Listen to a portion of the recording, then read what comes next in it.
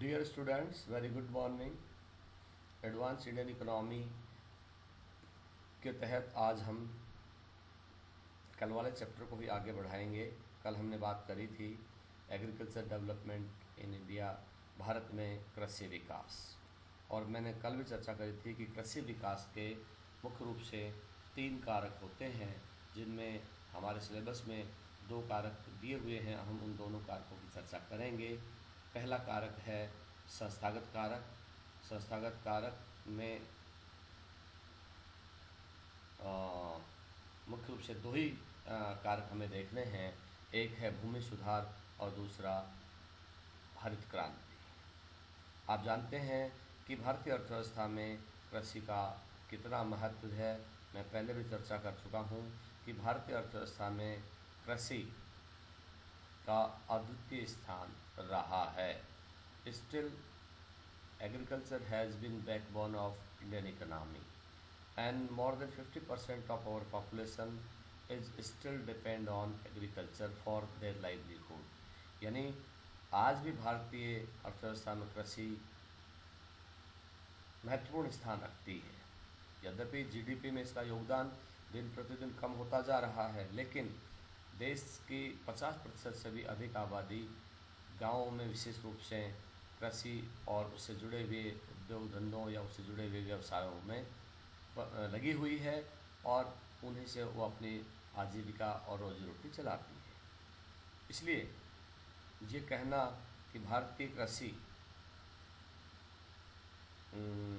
देश की अर्थव्यवस्था में बहुत अधिक महत्वपूर्ण स्थान नहीं रखती है, ये उचित नहीं होगा।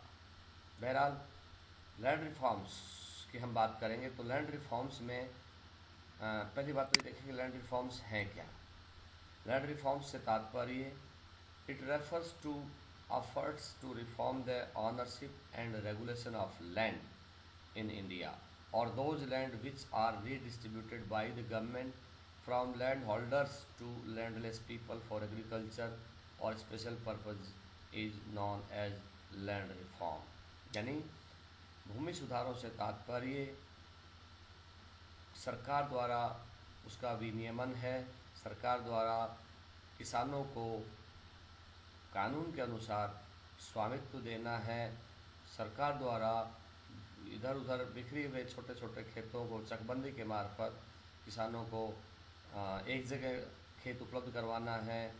और इस तरह से सरकार द्वारा इन भूमि सुधारों के तहत जो बैरन लैंड, जो बंजर भूमि पड़ी हुई है या जिसका अभी तक वितरण नहीं हुआ है, वो भूमिहीन और सीमांत कृषकों को वितरण करने से है।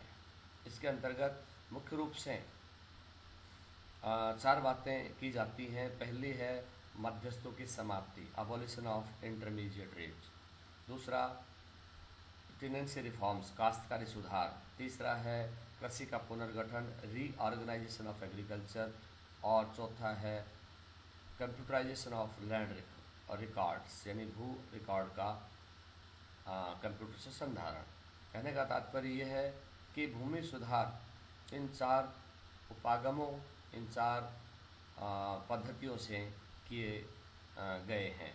इस संदर्भ में भूमि सुधार के लिए 2 उपाय अपनाए गए। पहला उपाय था कृषि उत्पादन में वृद्धि और दूसरा था कृषकों के प्रति सामाजिक न्याय। यानी मुख्य रूप से इन भूमि सुधारों को अपनाने का जो उद्देश्य था वो ये था कि एक तो कृषि उत्पादन में वृद्धि हो और दूसरा कृषकों के बीच जो भू जोतों से संबंधित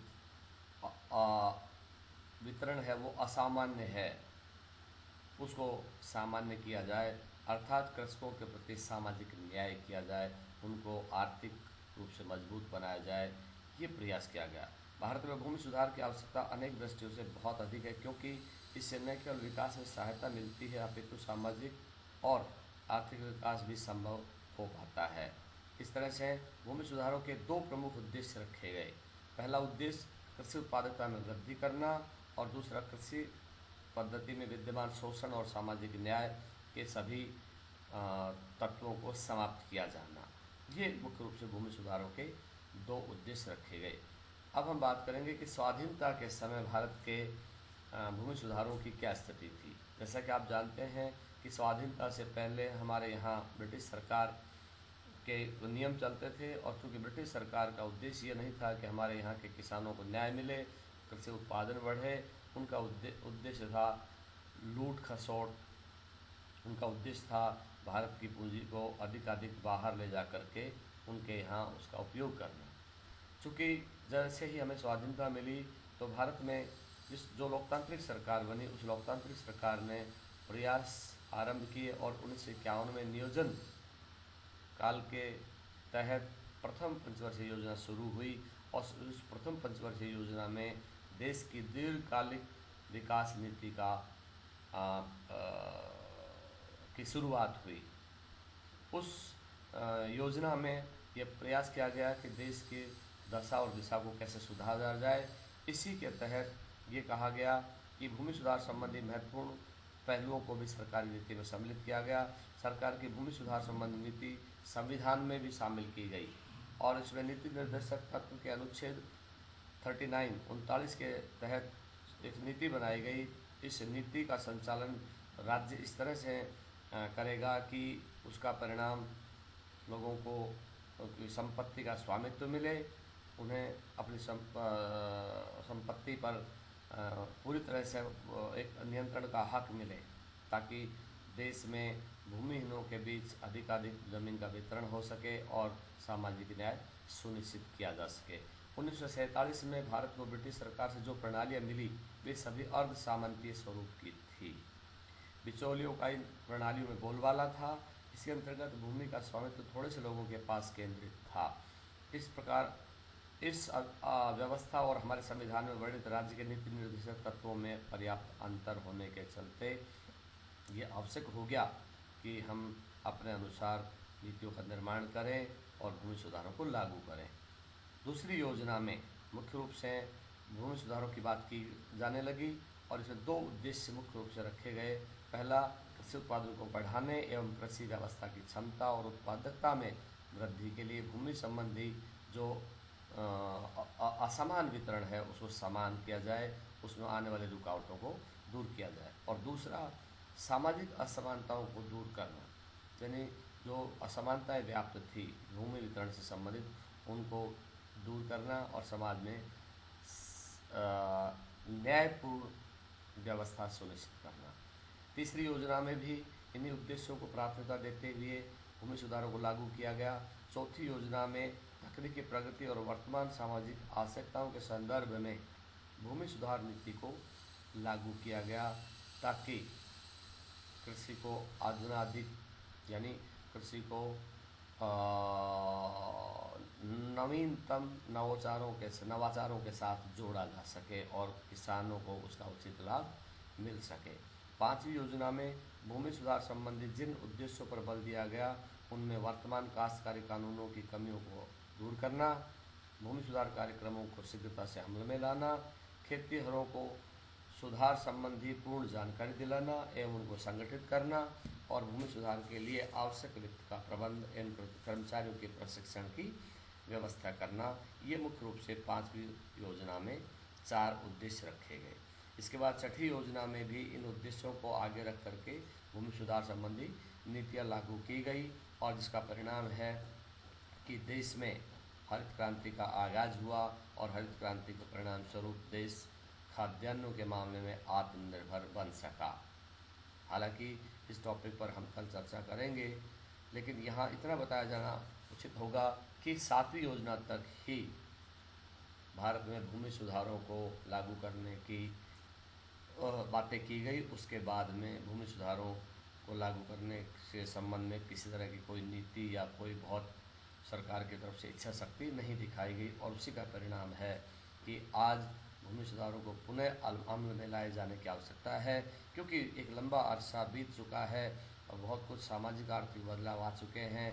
जनसंख्या की बेतहाशा वृद्धि हो रही है, और ऐसी बेतहाशा वृद्धि के चलते खाद्यान्नों की मांग बढ़ रही है, और खाद्यान्नों की मांग को पूरा करने के लिए आवश्यक है कि हम अधिक से अधिक भूमि सुधारों को अभी भी लागू करें। इस तरह से सरकार द्वारा योजनाओं में निर्धारित उद्देश्यों को प्राप्त करने के लिए एक प्रमुख जो प्रयास किए गए उनमें बिचौलियों का उन्मूलन करने का बात करी गई, लगान के नियमन की बात की गई, काश्तकारों को कानूनी सुरक्षा और उन्हें भूमि स्वामित्व बनाने संबंधी कानून लागू किए गए, कृषि भूमि पर सीमाबंदी लागू की गई और जो बेकार पड़ी भूमि के वितरण की व्यवस्था की गई, जोतों की चकबंदी की बातें हुई और कृषि भूमि का पुनर्गठन करने का प्रयास हुआ। कहने का तात्पर्य कि ये सभी उद्देश्य, ये उपाय किसान, काश्तकार, भूमिहीन, छोटे किसान, उनके हक में ये उठाए गए और इसमें प्रयास किया गया कि जो बेकार पड़ी हुई भूमि है उसका अधिक से अधिक किसानों के बीच में पुनर्वितरण हो, किसानों को स्वामित्व मिले, किसानों को हक मिले, वो अपनी मनपसंद की उसमें खेती करें और इस तरह से अपनी आय में इजाफा करें और देश में सामाजिक समानता और आर्थिक समानता का माहौल बने, वातावरण बने, इसके लिए प्रयास किए गए।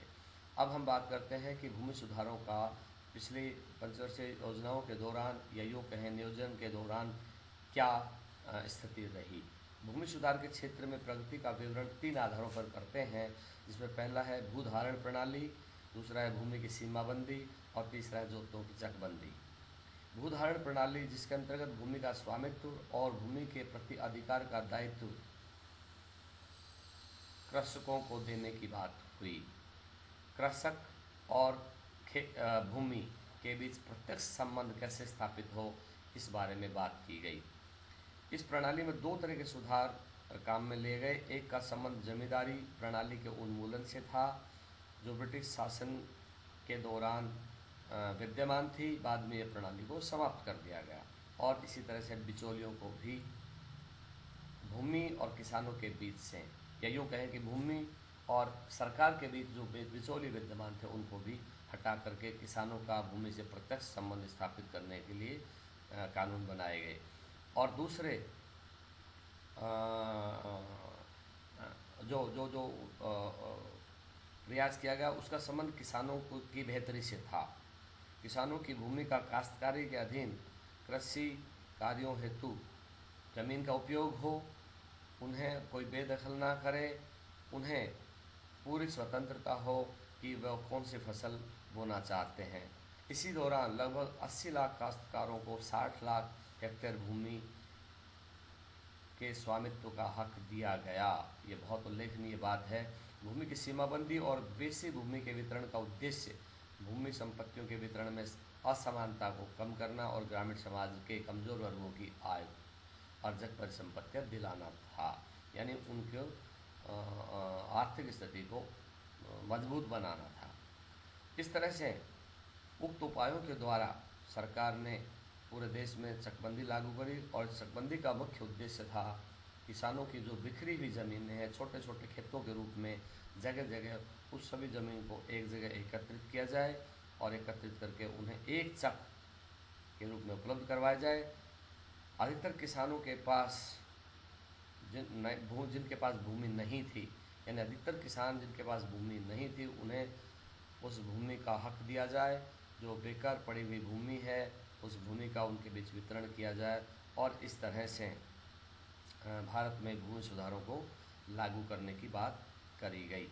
यहाँ इतना बता देना उल्लेखनीय होगा कि 1980 के दशक के बाद भारत में भूमि सुधारों की अपेक्षित प्रगति नहीं देखी गई। उस तब तक भूमि सुधारों को बड़े पैमाने पर लागू किया गया है, इक्का दुक्का राज्यों को छोड़ करके, जिसमें मुख्य रूप से बंगाल, पश्चिम बंगाल में ये बाद में भी भूमि सुधार लागू किए जाते रहे। लेकिन वर्तमान में बढ़ती हुई जनसंख्या, बढ़ती हुई खाद्यान्न की आवश्यकताओं को देखते हुए और किसानों के खेतों के घटते आकार को देखते हुए उन्हें भूमि सुधारों को लागू करने की आवश्यकता है। सरकार को चाहिए कि नए सिरे से अधिनियम लाए, नए सिरे से नियम बनाए और उस नियम का उपयोग किसानों के बीच, जो बेकार पड़ी हुई भूमि है देश में, किसानों के बीच उसका वितरण हो, उन्हें भूमि का मालिकाना हक मिले, उनकी आय बढ़े और इस आधार पर उन्हें आर्थिक रूप से स्वावलंबी बनाया जाए, ताकि देश में बढ़ती हुई आर्थिक सामाजिक विषमताओं को कम करने में मदद मिल सके। आज के लिए इतना ही। दूसरा कारक है हरित क्रांति, उसको लेकर के हम कल चर्चा करेंगे। बहुत बहुत धन्यवाद।